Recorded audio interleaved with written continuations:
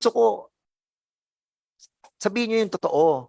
Kanina nandun tayo sa opisina, sinabi ko sa inyo. Di ba?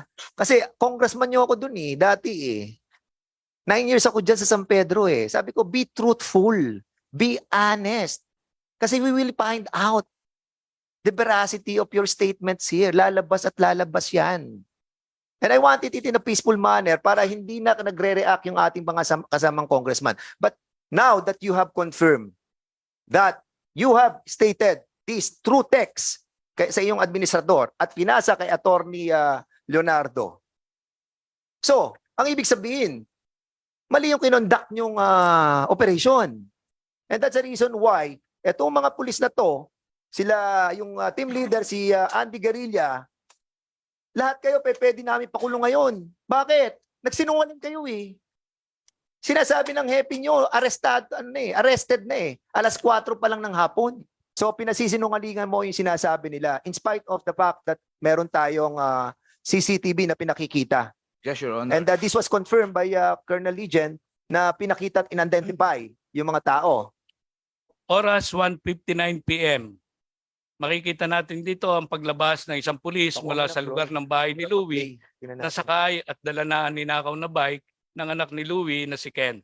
At ang nasabing bike ay nakatabi noon sa loob ng kanilang bahay. Ang muling paglabas ng mga pulis mula sa looban kung saan naroon ang bahay ni na Louie. Dala-dala pa nila ang motor ni Louie at sila ay dumiretso na sa Pasita Substation ayon kay Louie. Ang CCTV footages na ito ay nasa USB at inilakap ko rin at minarkahan ng Annex D.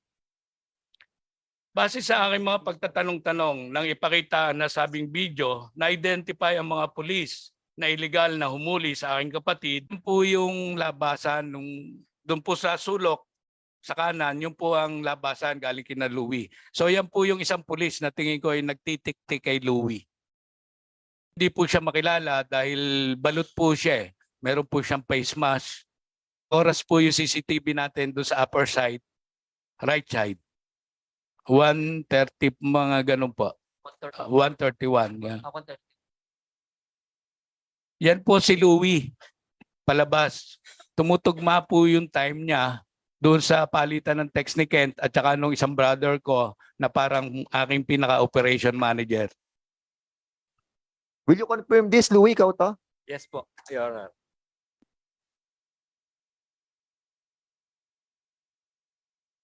Yan po yung paglabas din nung pumasok kanina. Medyo malaki po ang role ng tao na yan. Yan po yung bida dyan.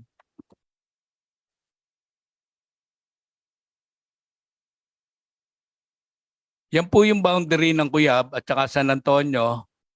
Yun, makikita po natin si Louie, kasunod niya na po yung naka-long sleeve at naka-face mask.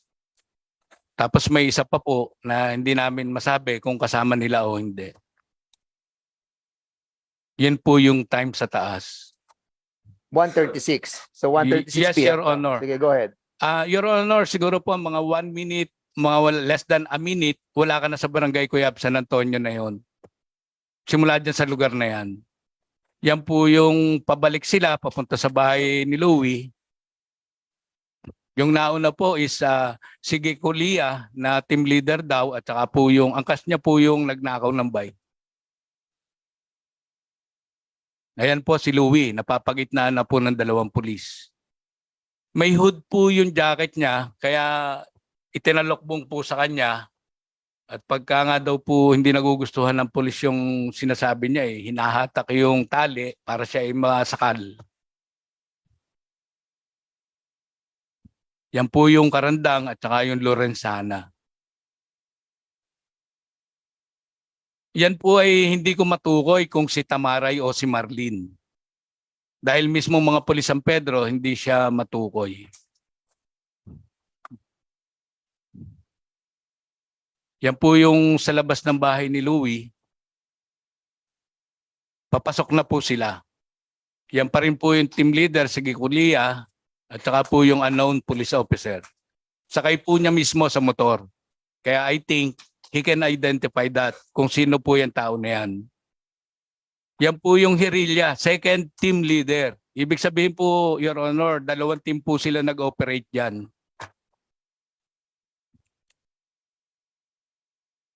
Yan po si Louie, napapagitnaan pa rin ng dalawang pulis, ni Rotarla at saka ni Abuenga.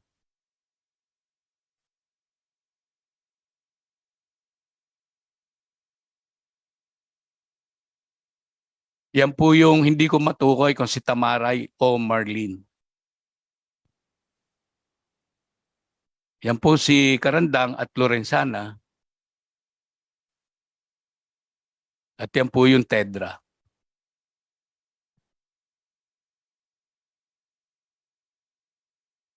Siguro po, Your Honor, more or less mga 10 minutes sila tumagal sa bahay ni Louie.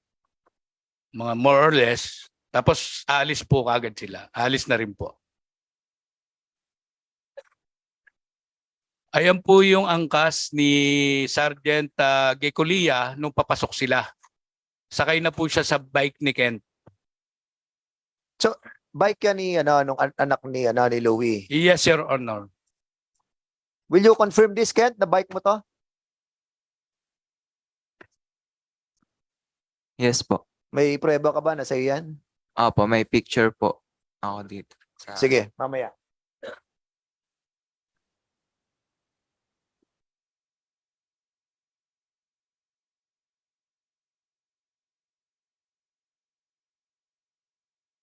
So, yan na po sila. Sunod-sunod na po sila. Kaya lang, nag-rumble po eh. Nagpalitan po sila ng mga motor. Pero sila pa rin po. Makikita po natin yung oras doon sa ano.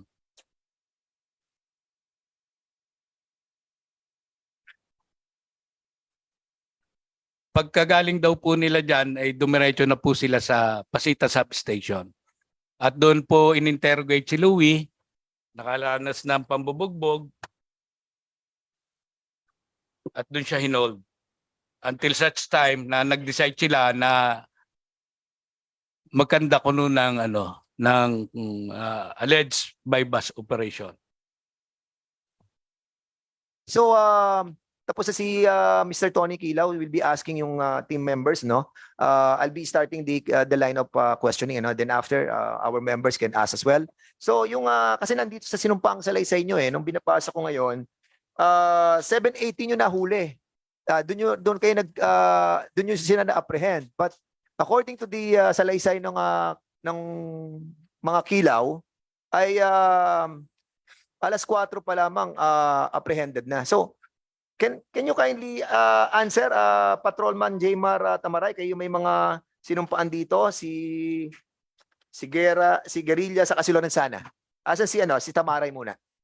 Yes, Tamaray. So can you kindly confirm the veracity of your report in spite of the fact that we have the CCTV? Good I morning. would like to remind each and every one of us in here, please, reminder na to sa lahat. Please observe honesty, no, and truthfulness of your statements, no.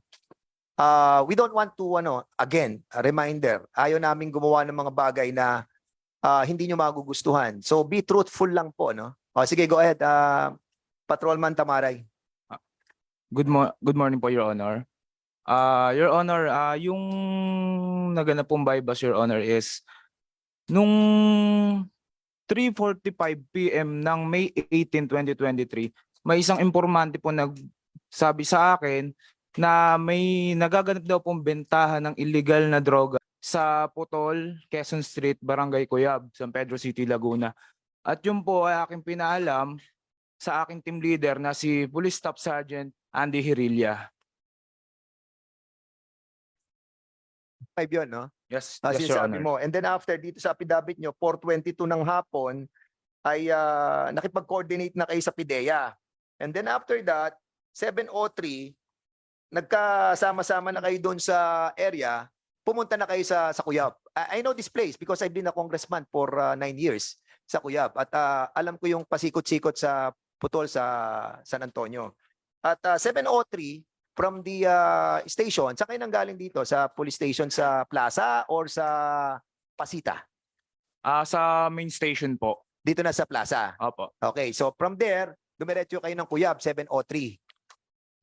Jump off po na, yung 703 po is jump off po namin yon. Correct. Yun po yung paglabas po namin sa main station po namin papunta sa area kung saan magaganap po yung bypass. Okay, so according dito, 7:18 nyo na-apprehend yung si Kilaw.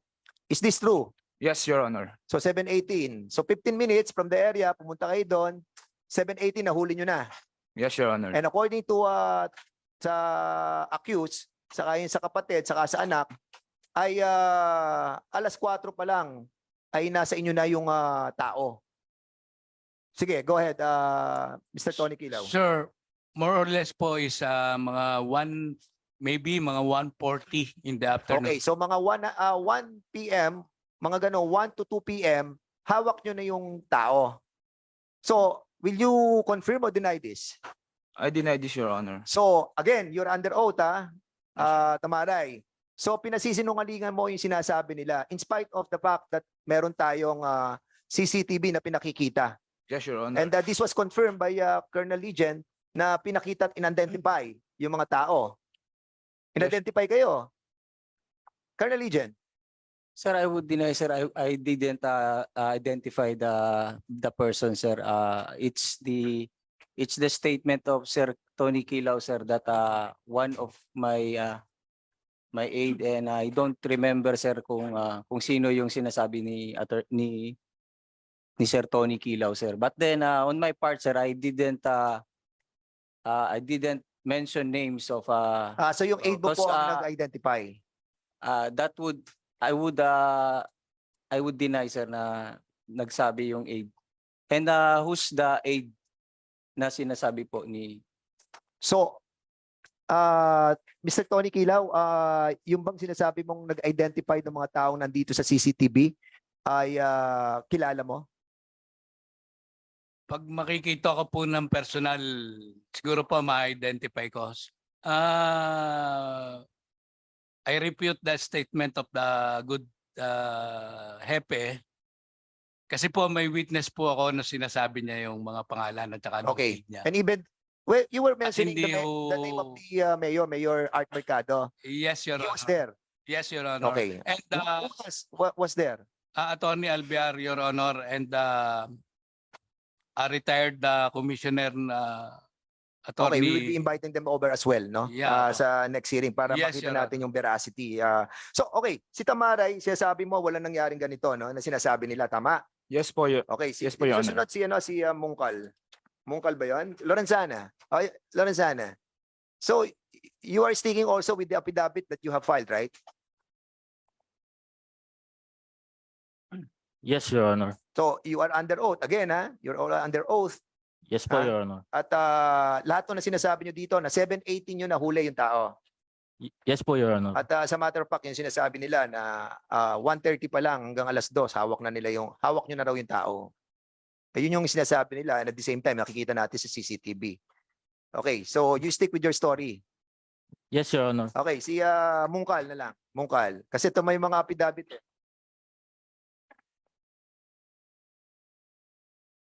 Good afternoon, Your Honor. Oh, sige. Sir, you have the sinumpahang salaysay dito rin po. So you deny or confirm? Deny po, sir. Dinideny mo rin Yes. itong at hindi nangyari itong sinasabi nila. Yes, Your Honor. At itong CCTV, walang katotohanan. Yes, Your Honor. Okay. Sige. All right. Si Guerrilla ba 'yon? Guerrilla? The head of the team? Sige, Guerrilla. Yes, Your Honor. You deny as well. Yes, Your Honor. Okay, dinideny din po ninyo. Okay. So siguro ang tanong ko na lang kay Louie. Louie, sinabi mo kanina ikaw yung nandun sa yung lumabas. Kitang-kita naman yung mukha mo nung lumabas ka doon. Ikaw 'yon. So umalis ka, nakita namin, umalis ka. Tapos bumalik ka, naka-hood ka na eh. Yes, Your Honor. Oh, so sino yung kung nakita namin naipit ka eh. Ando sa CCTV eh. Sino yung naandong dalawang sinasabi yung pulis na naipit ka sa gitna? Sino yun? Sir, nung nandun po ako sa may 7-Eleven bago po kami umalis sa San Antonio, yung pagkakaipit po nila sa akin is hindi naman po ako makatingin sa kanila, sir. Sir, merong speak louder please. Ito po yung jacket na suit ko po. Ano mo nga yung yung mic mo. Pakipatay yung kay yung sa kapatid mo ba si Tony? Hello. Pakipatay yung isa. Sige. Ito po yung jacket na suit ko noon. Tapos parati po nilang hinihila yung meron po itong tali. Tapos pag hinilap mo po yung tali, bababa siya. Pakitaas mo nga yung jacket mo para makita natin. Ito po yun, Honor. Meron po siyang hood. Me- Saka meron siyang... Meron wala kinuha sa jail. Yung pong tali po niya nawala na po, pero may tali po yan. Pag Anyway, hinilap po yung para tali. to cut the story short, ma-identify mo yung dalawa na kumuha sa iyo do sa sa mga kasama natin sa PNP. Can you kindly show the video yung para makita po natin? Actually sir, medyo nalilito po ako sa kanila kasi malayo po. Tapos sabi ko nga po kanina, ngayon nung pumasok po sila, kanina lang po ako nagkamero ng rights para tingnan ko po yung mukha nila. Hindi ko po masyadong ma-identify sila eh. Medyo malabo po yung mata ko sir sa malayo eh. Hindi ko po sila masyadong makita Okay, sa ngayon. kanina may binabanggit ka kasi may nabanggit ka Mr. Kilaw that you texted your sister with regards doon sa para tulungan kayo sa sa ni admin ano pangalan Attorney Leonardo? Yes, Your Honor. Kasi by that time, nag-iisip po kami kung anong operating unit, kung anong yung humuli sa kanya. Kanino kayo humingi ng tulong? Sa kapatid mo? So, I advised my sister na kausapin yung husband niya na kasi alam ko friend nung bayaw ko yung si Attorney Henry. At sino yung Attorney Henry na yon? He is the kasalukuyang City Administrator of San Pedro. Okay, so yung city administrator kausap ng bayaw mo. Nang bayaw ko po. Attorney ano siya? Attorney Oliver Leonardo, Your Honor. Attorney Leonardo. Yes, Attorney Your Leonardo, can you kindly state on this committee yung pong authenticity and veracity of the statement of Mr. Kilaw regarding dun sa pag-text? Anong oras ka nag-text, Tony? Anong oras ka nag-text sa kapatid mo? Parang alas 4 according sa yung sulat dito. Your Honor, hindi ko na po in-indicate yung time. But pwede ko pong i-retrieve sa cellphone ko. Salazar, can you kindly confirm kung forward text to, no? Forward text to, Tony Kilaw? Yes, Your Honor. So, Attorney Salazar, can you kindly confirm kung meron? Uh, Attorney Leonardo pala. Sorry po. Good morning, Mr. Chairman, and to the honorable members of the Committee on Public Order and Safety. Yes, I do confirm the exchange of messages between me and City Administrator Attorney Henry B. Salazar. When in fact, nung May 18 po na yun, I was, yung cellphone ko po, later ko na lang na-notice that as early as 2:48, then there was another call on 3:05, 3:33. I was able to talk only to my wife at close to 4, maybe 3:58. Ang message is that my brother-in-law was picked up by the police. We don't know yet the circumstances. And so baka raw makatulong si City Admin in locating or at least getting information as to his whereabouts because of concerns of safety muna. And I was able to call Attorney Salazar 4:02. I told the name of my brother-in-law, Louis Franco Kilaw. And nung 4:10 PM pa lang siya nag-message, which I confirm the earlier statement. Sir, good PM, Louis Franco B. Kilaw is arrested for violation of RA 9165. He is now undergoing arrest procedure and documentation at Pasita Substation, sir. And So, my reply is thank you, Pre. And then there's another message coming from Attorney Salazar. Sir, good PM. Louis Franco Biquilao is arrested for violation of RA 9165. He is processed for documentation and inquest procedure tomorrow. Tapos po, Mr. Chair, 11 days ang nag-elapse bago ko natanong kung sino po ang nag-text. The response to me was that tanong tanong ko kung sino nag-text sa niya na police officer.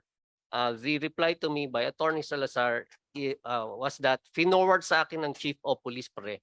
Anong nangyari sa case? So in other words, yung chief, si Colonel Legion, ang nag-text kay administrador na sinasabi na nahuli na si Louis Kilaw, alas 4 ng hapon nag-text sa iyo. Maybe even earlier kasi 4 Okay. 10 Even 4:40 na earlier. po sila nakapag So in other words, you confirm the statement of Tony Kilaw na merong nag-text sa iyo si admin. At sinasabi ni admin, ang nag-text sa kanya ay si Chief of Police, yes, Mr. si Colonel. Chair. I Colonel do Legion, confirm. can you kindly submit to us all that documents? Nasa record pa ba ng cellphone po ninyo yan? Attorney Leonardo?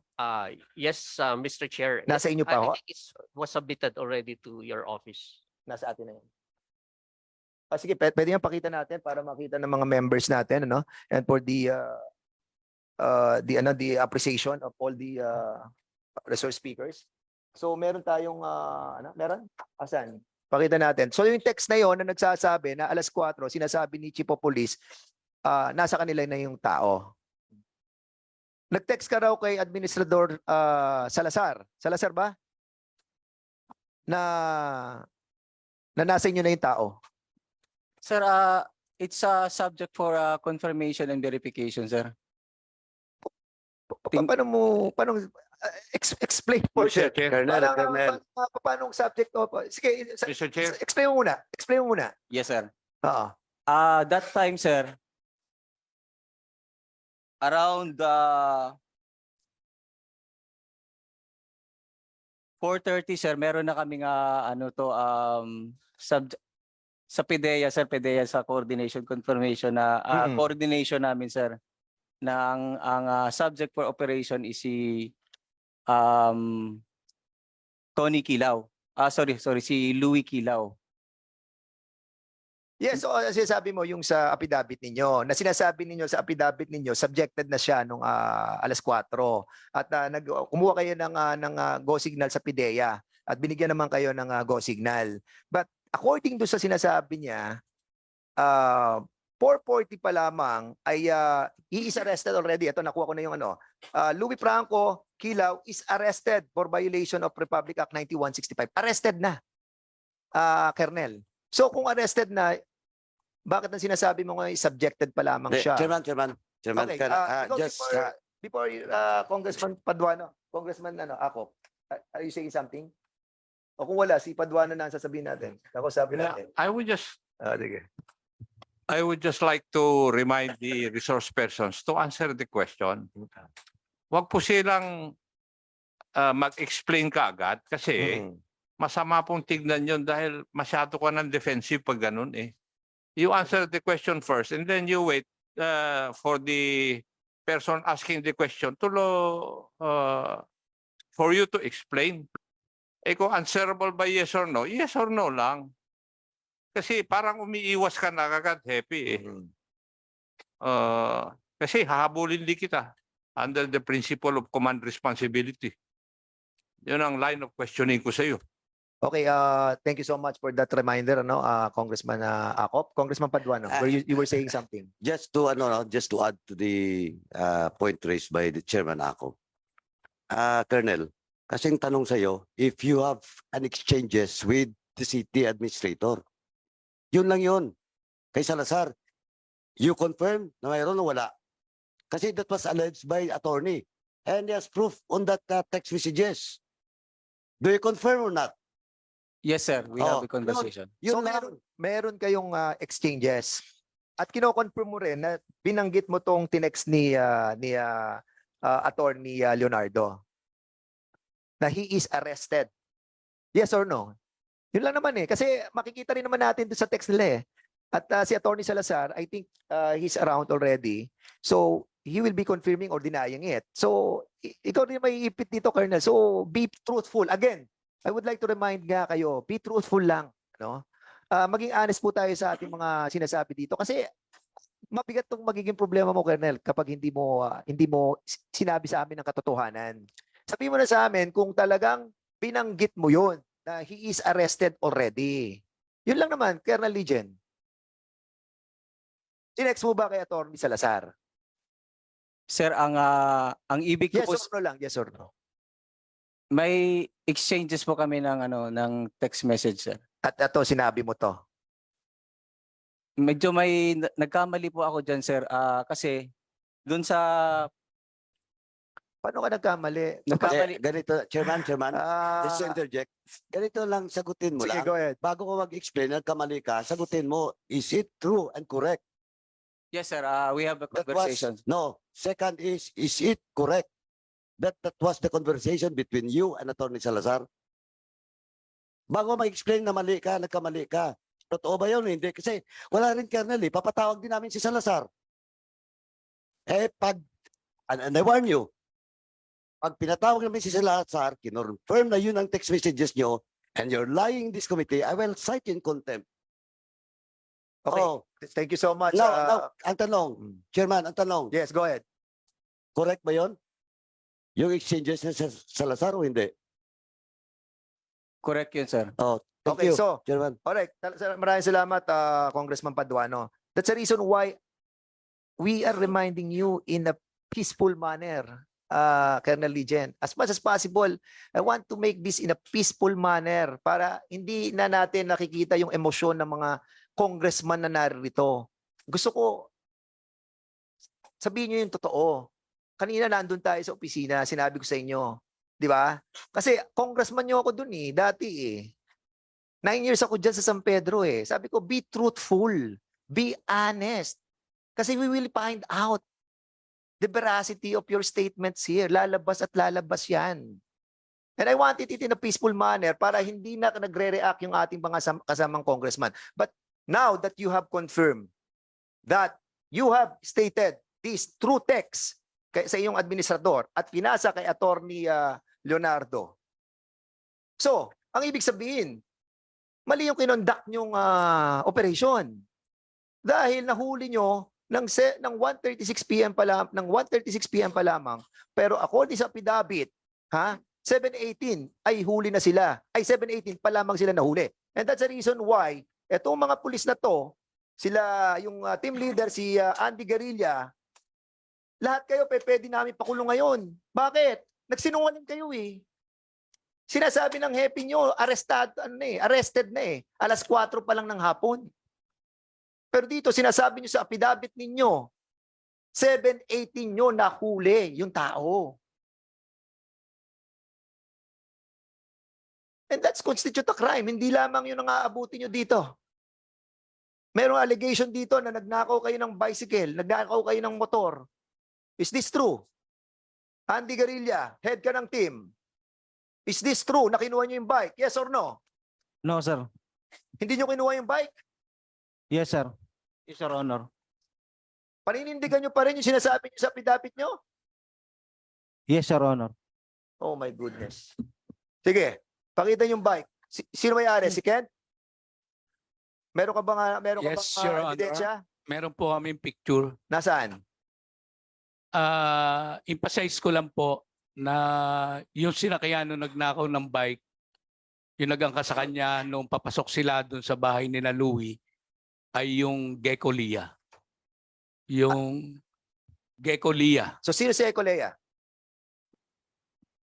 Ecolea, ikaw ba nagdala ng bike palabas? Yes. No, Patrolman Ecolea. No, Your Honor. Yung kumuha po ng bike ay angkas-angkas niya nung pumasok sa looban ni na Louie. Sige, pakita natin. So he can easily identify kung sino yung taong inangkas niya. Pakita nyo muna para makita natin kung totoo yung yung picture.